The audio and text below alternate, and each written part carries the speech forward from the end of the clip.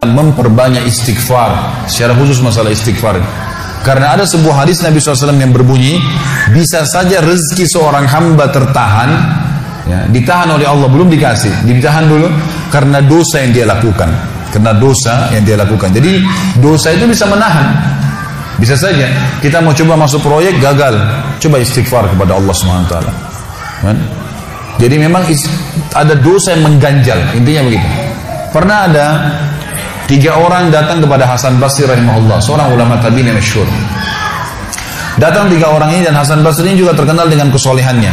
Kalau ngomong selalu surga, neraka, rahmat dan taubat dan azab. Itu saja berputar perkataannya Hasan Basri rahimahullah. Jadi orang sering datang ke rumahnya minta nasihat.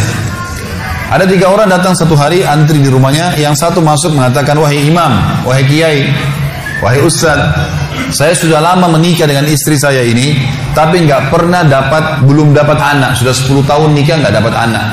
Kami sudah ikhtiar ke tabib ini, minum itu, tapi belum juga Allah takdirkan. Apa saran Anda? Maka kata Hasan Basri, perbanyak istighfar. Perbanyak ya, bukan kerjakan istighfar, perbanyak. Terus lisanmu astagfirullah wa atubu ilaih, astagfirullah terus ucapin. Jangan berhenti. Maka kemudian keluar orang tersebut. Masuk orang kedua mengatakan, wahai imam, saya sudah lama kena penyakit di perut saya, sakit terus. Kalau sakit saya sampai nggak bisa tahan, rasanya pengen mati saja kena sakitnya. Sudah coba berobat ke sana sini nggak sembuh-sembuh. Apa saran Anda? Kata Hasan Basri, perbanyak istighfar. Perbanyak istighfar. Amalin, pulang. Datang orang ketiga mengatakan, wahai imam, saya sudah lama bekerja banting tulang. Mayoritas waktu saya sehari kerja keras, tapi saya tidak pernah kaya seperti fulan. Ditunjuk orang kaya di kota itu, di kota Basra, di Irak. Apa saran Anda? Kata Hasan Basri, perbanyak istighfar. Pulanglah 3 orang ini. Lalu kemudian istri Hasan Basri bertanya, wahai suamiku, ketiga orang ini tadi butuh satu mungkin dikasih modal, mungkin satu ditunjukkan tabib yang tepat, mungkin obat. Kenapa Anda cuma suruh istighfar saja? Kenapa enggak istighfar diikutin dengan yang lainnya? Dikasih modal, dikasih obat. Kata Hasan Basri, wahai istriku, tidakkah kau dengar kalau mereka sudah ikhtiar dan sekarang tinggal mereka terbuntu, tertutup di sebuah pintu yang mereka tidak tahu bagaimana jalan keluarnya. Maka saya mengingat firman Allah dalam surah Nuh. Surah Nuh ini surah nomor 71 ya. Ayatnya ayat 10 sampai ayat 12. Nabi Nuh alaihissalam berkata kepada kaumnya tentang istighfar.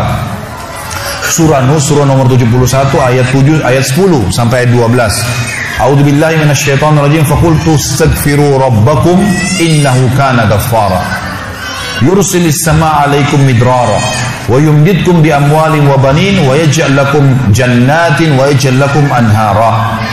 Kata Nabi, kata Allah Subhanahu wa taala, Nuh berkata kepada kaumnya, istighfarlah, minta taubatlah kepada Tuhan kalian, sesungguhnya Dia Maha menerima taubat hamba-hambanya. Manfaatnya Dia akan menurunkan untuk kalian dari langit midrara. Midrar, kata para ulama tafsir, bisa berarti hujan yang lebat, bisa berarti rezeki yang non-stop, terus dikasih sama Allah bertubi-tubi. Dan dengan istighfar Allah akan memperbanyak harta dan keturunan kalian, dan Allah akan jadikan kebun-kebun kalian lebat, dan Allah akan suburkan juga seluruh sungai-sungai kalian. Jadi di sini manfaat daripada istighfar. Ada kisah yang lain teman-teman sekalian, kisah Imam Ahmad rahimahullah. Imam Ahmad rahimahullah dari 4 mazhab tadi, Abu Hanifah, Malik, Syafi'i dan Ahmad. Ahmad bin Hanbal muridnya Imam Syafi'i. Mazhab yang keempat. Imam Ahmad rahimahullah di akhir hidup beliau ulama besar hadis. Di akhir hidup beliau pernah terlintas di benaknya untuk mendatangi sebuah kota di Irak. Kenapa ke sana nggak tahu. Pokoknya pengen ke sana gitu. Imam Ahmad pergi ke sana. Tiba di kota itu, tapi saya tidak temukan dalam riwayat ini kota apa yang dimaksud. Tiba di kota itu, Imam Ahmad tiba azan maghrib, lihat masjid, ada satu masjid, masuk masjid itu sholat berjamaah. Orang nggak tahu dia, karena zaman dulu orang tidak ada foto, tidak tahu lihat bagaimana wajah siapa orang ini, nggak kenal. Habis sholat maghrib, Imam Ahmad duduk sedikit baca Al-Quran. Azan Isya dia ikut sholat.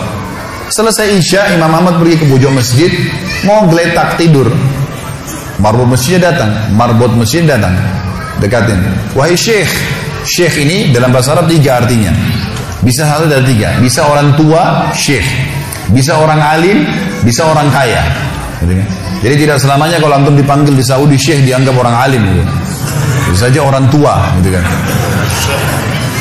Dipanggil, hai Syekh, orang tua maksudnya. Ngapain anda di sini? Kata Imam Ahmad, saya musafir, nggak kenal orang siapapun di kota ini. Besok pagi saya mau pergi, nggak ada tempat nginap, saya mau nginap di sini. Karena zaman dulu nggak ada penginapan kayak kita sekarang, banyak hotel segala gitu. Kata marbotnya nggak bisa, masjid nggak boleh tidur. Kata Imam Ahmad, saya didorong-dorong keluar dari masjid. Orang ini nggak tahu kalau ini Imam Ahmad, kalau tahu mungkin diundang ke rumahnya. Tapi ini marbot, masya Allah, istiqamah nih gitu. Keluar dari masjid, ditutup pintu masjid sama dia. Imam Ahmad lihat orang yang sudah pergi, Imam Ahmad lihat ada teras masjid, tidur di teras masjid. Balik lagi marbotnya. Wahai Syekh, ngapain sini? Musafir, mau tidur, nggak ada tempat nginap. Nggak bisa Syekh. Teras pun nggak boleh, peraturan. Ini saya bilang tadi istiqomah luar biasa nih. Imam Ahmad bilang saya didorong-dorong ke jalanan. Dorong ke jalanan. Waktu saya lagi didorong ke jalanan, ternyata masjid bersebelahan dengan kios penjual roti. Ada satu orang penjual roti di sebelah masjid. Lalu dia mengatakan, Syekh, dipanggil Imam Ahmad, silakan ke tempat saya. Imam Ahmad pun datang. Dia bilang, saya punya rumah tidak jauh dari sini, ini kios saya, ada ruangan tempat tidur saya. Silakan anda pakai nginap, besok anda mau pulang silakan. Kata Imam Ahmad menceritakan tentang keadaan dia dengan penjual roti ini. Dia bilang ada satu perilaku penjual roti ini yang unik. Imam Ahmad tertarik dengan itu. Dia bilang, setiap kali orang ini pecahin telur, ngambil terigu, ngambil garam, itu sambil astagfirullah wa atubu ilaih, astagfirullah wa atubu ilaih. Terus lisannya nggak pernah berhenti nih, astagfirullah wa atubu ilaih, kecuali Imam Ahmad bilang saya ajak ngomong atau dia bertanya pada saya. Kalau berhenti istighfar lagi, selalu begini. Kata Imam Ahmad, saya bertanya, sudah berapa lama kau amalkan nih? Orang itu bilang sudah lama, dari saya masih bujang. Kebetulan orang ini sudah tua seumur sama Imam Ahmad, sudah mendekati 60 tahun lebih gitu. Baik, dia bilang sudah lama dari saya masih bujang. Kata Imam Ahmad, ma thamaratu istighfarik, apa manfaatnya istighfarmu? Apa yang kau dapatkan dengan istighfar yang sebanyak ini? Kata dia, tidak ada apapun yang saya minta kepada Allah kecuali diijabah. Apa saja saya minta Allah kasih, tinggal satu yang belum Allah kasih. Kata Imam Ahmad, apa itu? Dia bilang, saya minta dipertemukan sama Imam Ahmad. Lah ya, kisah nyata. Imam Ahmad mengatakan, Allahu Akbar, istighfarmu lah yang membuat saya datang ke kota ini, tidak tahu kenapa. Istighfarmu yang membuat marbot masjid mendorong-dorong saya keluar masjid. Istighfarmu yang mendatangkan saya ke tempat ini, tempat praktekmu, ke rumahmu. Karena saya adalah Ahmad bin Hanbal. Saya adalah Ahmad ibn Hanbal. Bagaimana istighfar teman-teman sekalian mendatangkan rezeki yang luar biasa. Permintaan apapun didatangkan. Seorang alim ulama biasa didatangin, ini malah didatangkan sama Allah ke tempat orang ini karena istighfarnya.